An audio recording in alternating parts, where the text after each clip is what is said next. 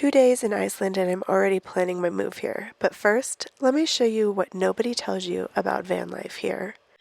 Hello and welcome to a sun-shining morning here in Iceland. I woke up and the sun is shining, like really shining, without very many clouds in the sky for the first time since I've been in Iceland. So I'm excited to go explore some sites today and take advantage of like what everything looks like with the sun shining.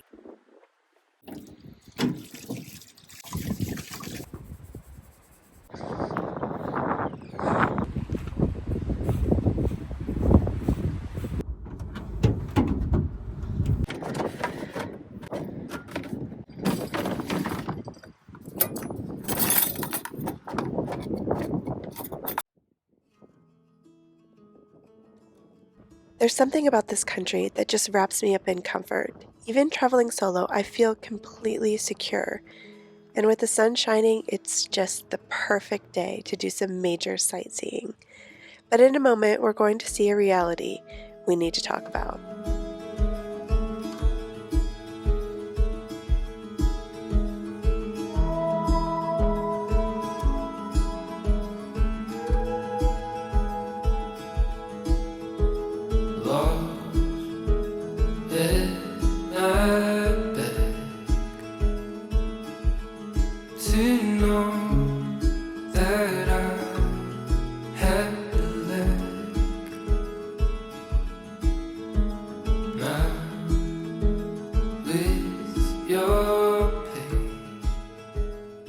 Wow.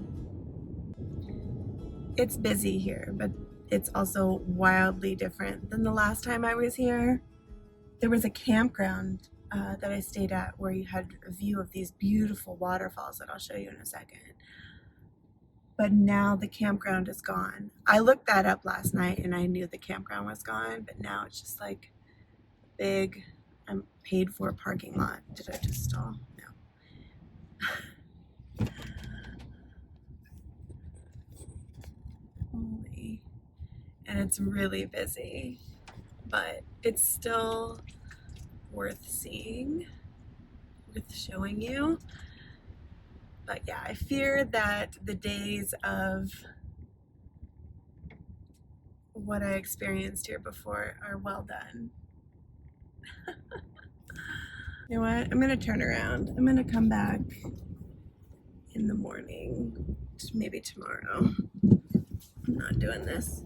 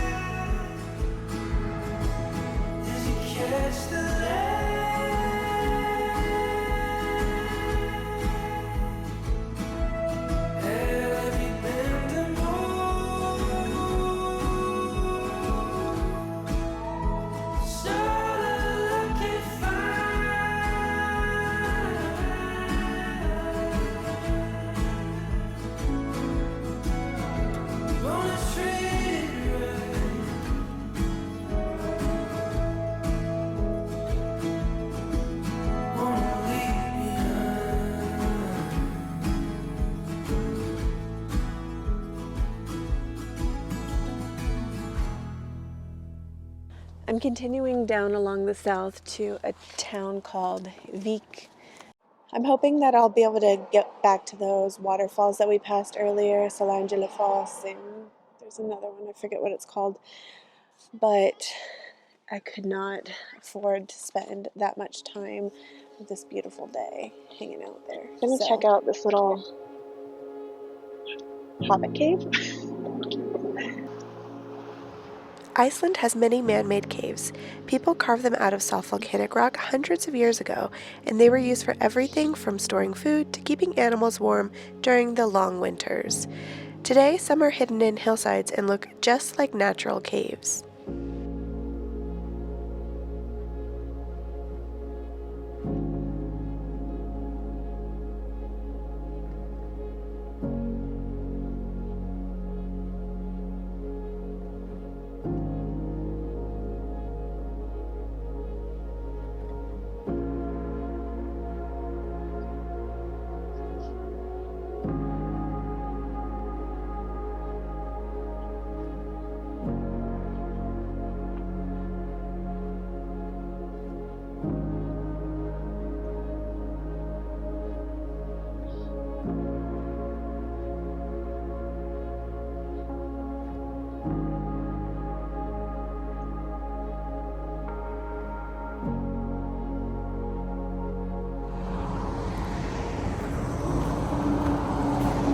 Alright, I just paid for my parking via the Parka Iceland app. All of these little pullouts nowadays, you have to pay for parking because this is private land, so the farmers are monetizing the tourism. I don't blame them. I'm getting really, really hungry though. So I gotta stop stopping and go get some food.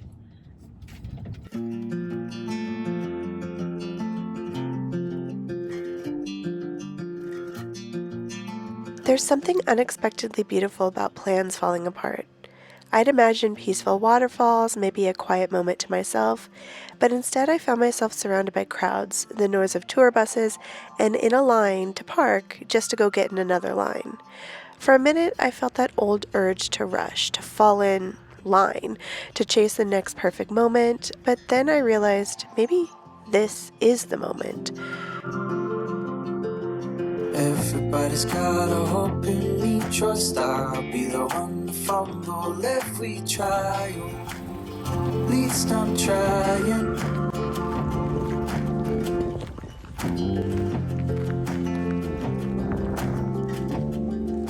Are you the guard dog? You have to pass the guard dog first. Huh? Hi. You good boy? You are a good girl? A good puppy?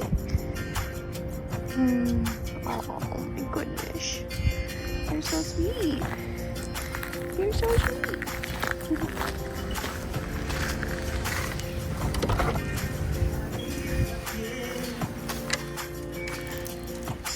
Are you supposed to be in here? Oh my gosh, look at these little things.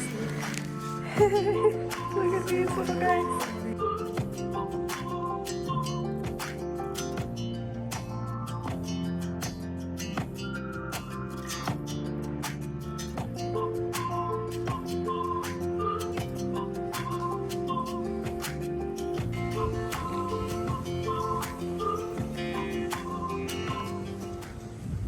So I wandered away, letting my feet guide me instead of an itinerary.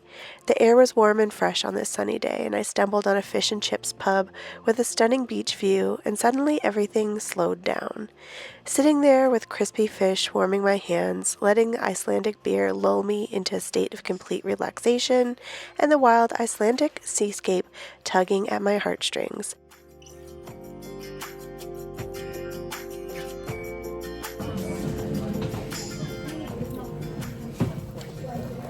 Feeling very full, so I think I'm gonna have a little walk around right now. The server there, she's from Hungary. I'm tempted to ask her how she's working here in Iceland because low-key want to move here. So I'm on a subtle mission to figure out how I can make that happen. I'm definitely not making enough on YouTube right now to afford moving to Iceland. So yeah, supplemental income would be required. It's just so beautiful. How would you not want to live here? Do you see the glacier in the background?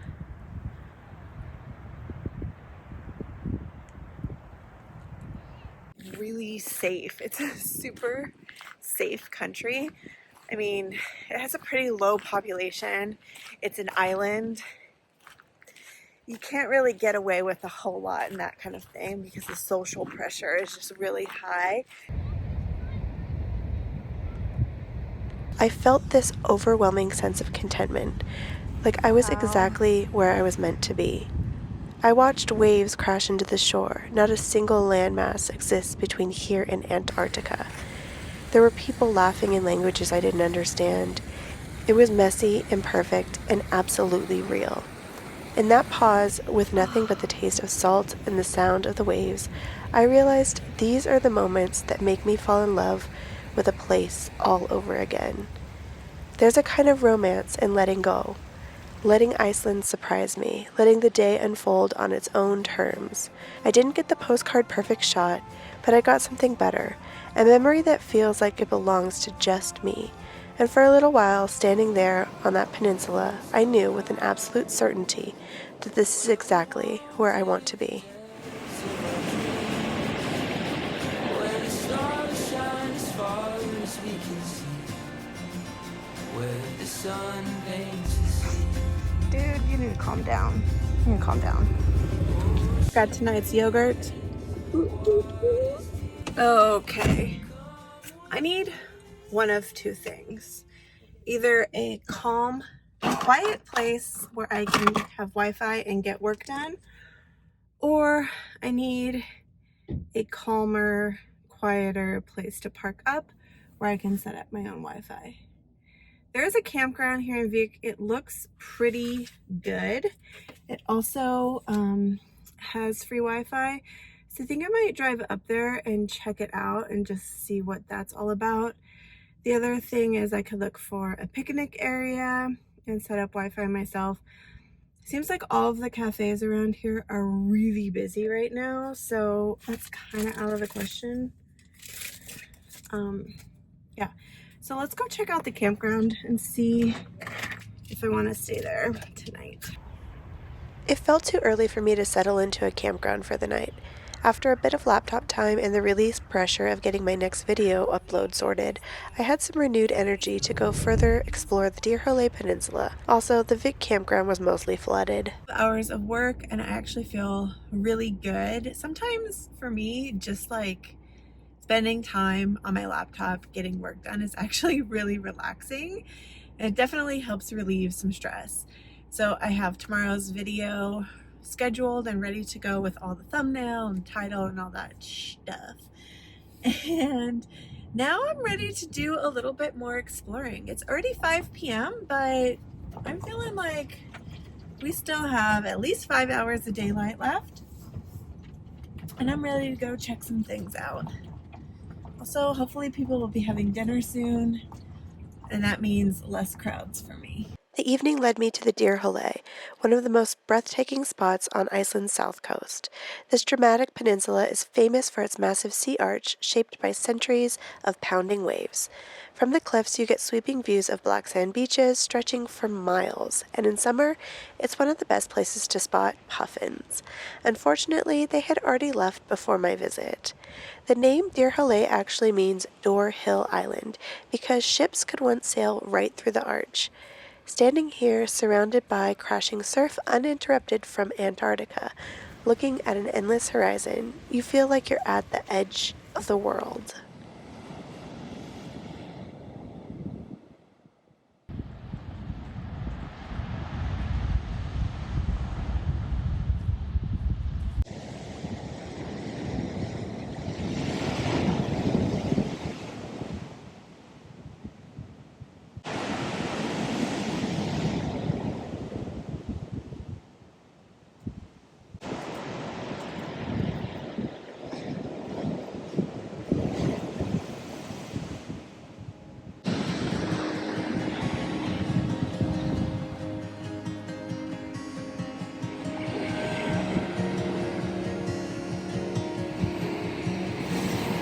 It actually feels like a dream.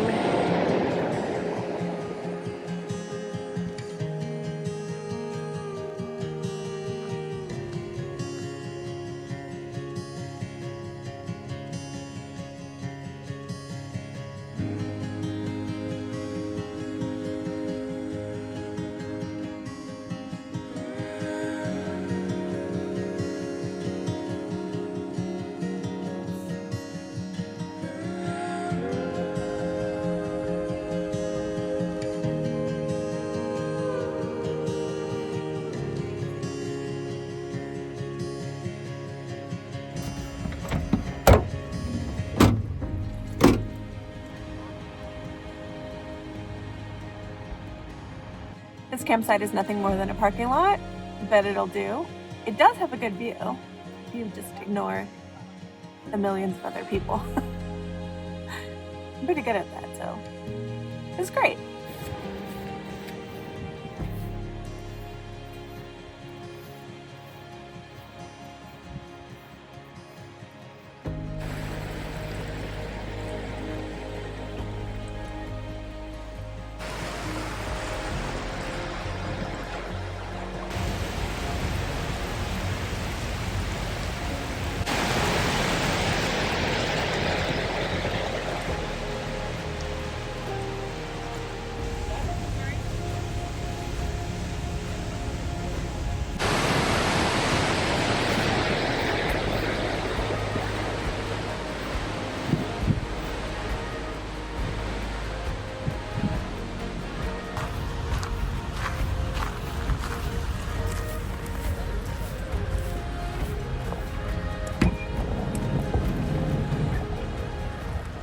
It's true that this is a parking lot for the waterfall, but it's also my campsite for tonight. And by campsite, I mean parking space, but I'm paying to camp in this parking lot. There's apparently a bathroom. Reviews say the facilities such as bathroom, shower, etc. are insufficient for the number of people that they have camp here. And I believe it. It's also very crowded. And in the US, probably wouldn't be happy to camp here, but it's a bit of a different situation. There is no wild camping available in Iceland. You have to stay in campsites, campgrounds. With that considered, I still think that doing Iceland via van is really the best way to do it. And that's coming from someone who's staying in the cheapest available van option.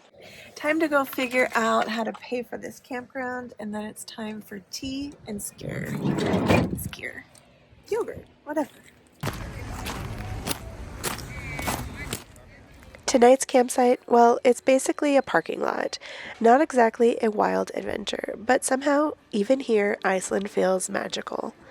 Here's the thing. I've never felt so safe, so inspired traveling alone. This place is beautiful, yes, but it's the feeling of freedom and security that's really affecting me. I keep catching myself wondering, what if I just stayed? What if this was home? 2 days in, and Iceland is once again capturing my heart.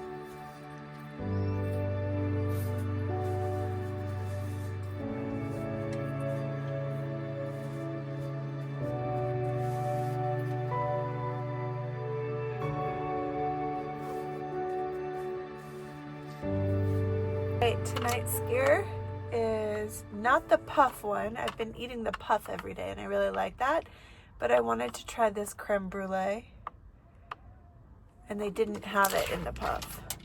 Also, I'm sticking to this brand because I saw the Icelandic girl at the swimming pool that I went to in Dyrholaey. Frigeri, whatever, in the last video. She was eating this brand, and I was like, that's legit.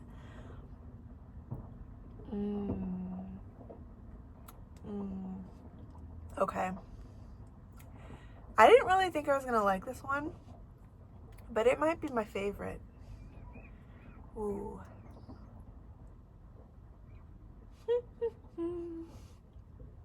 I'm